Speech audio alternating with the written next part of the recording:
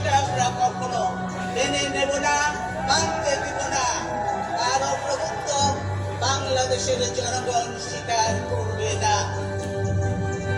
এরশাদের স্বৈর শাসনের বিরুদ্ধে সত্য রাজনীতিতে এসে তিনি গণতন্ত্রের প্রশ্নে অবিস্মরণীয় ভূমিকা রেখে ভূষিত হলেন আপসহীন নেতৃত্বে।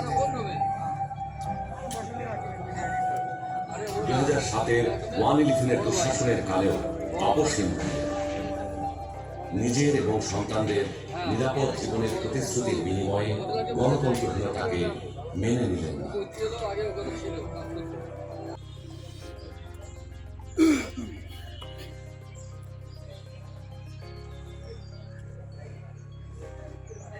বাংলাদেশের রাজনীতিতে তিনি এক নিঃসঙ্গ শেরপা।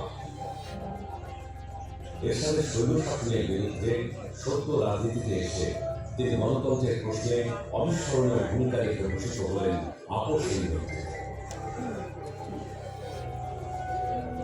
2007-এর 111-এর দুঃশাসনের কালে আপসহীন অনন্ত প্রেরণা।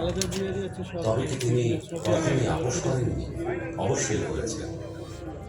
দেশের বৃহত্তর স্বার্থে অনেক গুরুত্বপূর্ণ মুহূর্তে উনি এমন সব বিষয়ে আপোষ করেছেন যেটা না করলে কেবল গণতন্ত্র নয়, বৃহত্তর রাজনৈতিক সমঝোতার স্বার্থে বিরোধী দলের দাবির প্রতি শ্রদ্ধা জানাতে 96 সালে নির্বাচন করে অল্প কয়েকদিনের জন্য সংসদ অধিবেশনে বসে তত্ত্বাবধায়ক সরকার সংবিধানের উন্নয়নে তিনি হয়ে উঠেছেন বাংলাদেশের রাজনৈতিক ইতিহাসের এক অনন্য চরিত্র।